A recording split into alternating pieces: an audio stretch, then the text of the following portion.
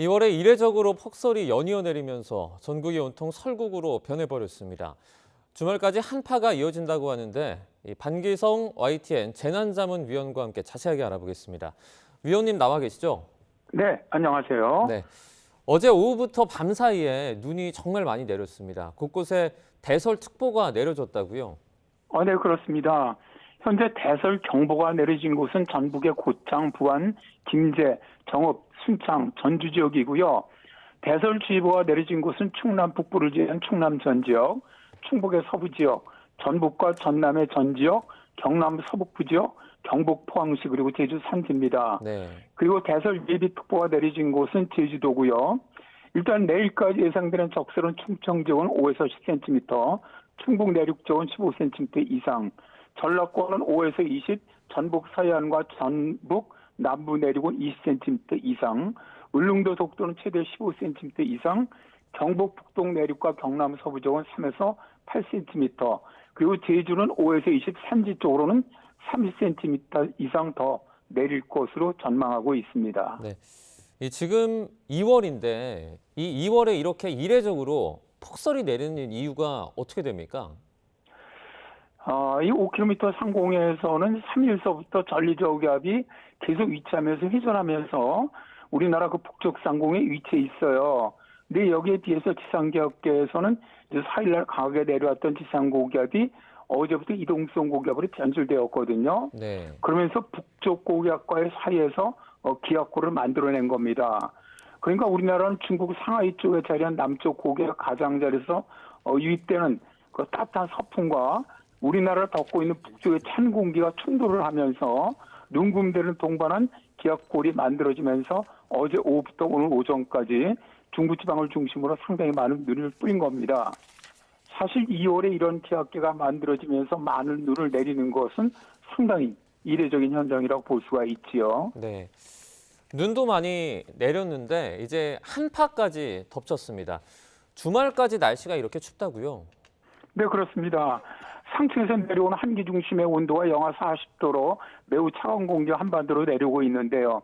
다만 모레죠. 일요일부터는 상층의 전리저기압이 서서히 동쪽으로 이동하면서 기온은 조금씩 오르기 시작할 것으로 보입니다. 네.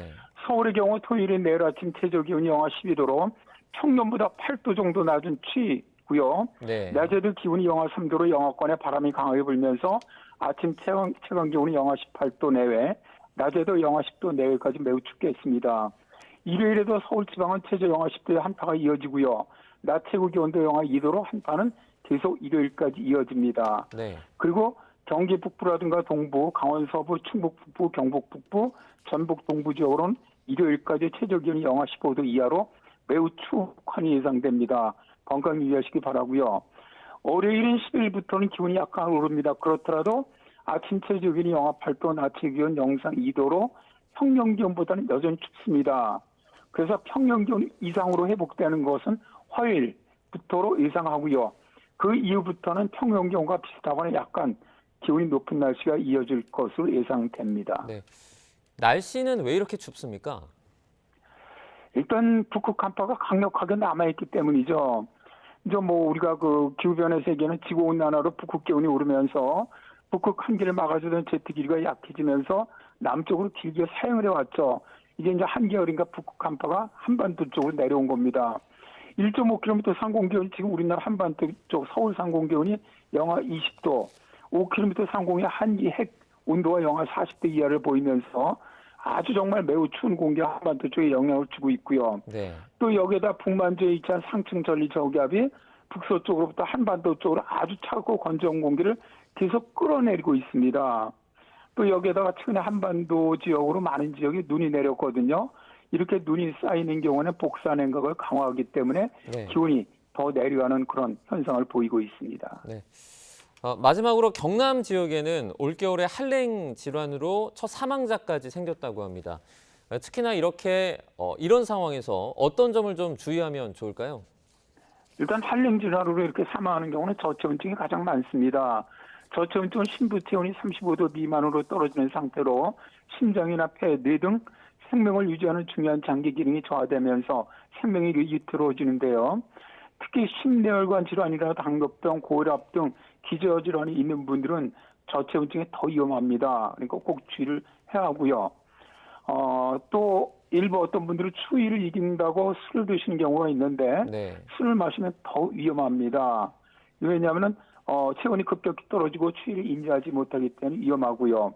그래서 한랭 질환을 막는 가장 좋은 방법은 옷을 따뜻하게 입고 목도리를 두르고 모자를 쓰고 장갑을 끼는 등 체온을 높여주어야만 합니다. 그리고 면역력이 약한 노약자, 어린이는 가급적 야외 활동을 자제하시고 급격한 기온 변화라든가 낮은 기온으로 인한 건강관리에 꼭 유의하셔야겠습니다. 네, 알겠습니다. 여기까지 듣도록 하겠습니다. 지금까지 반기성 YTN 재난자문위원과 함께 알아봤습니다. 고맙습니다. 네, 감사합니다.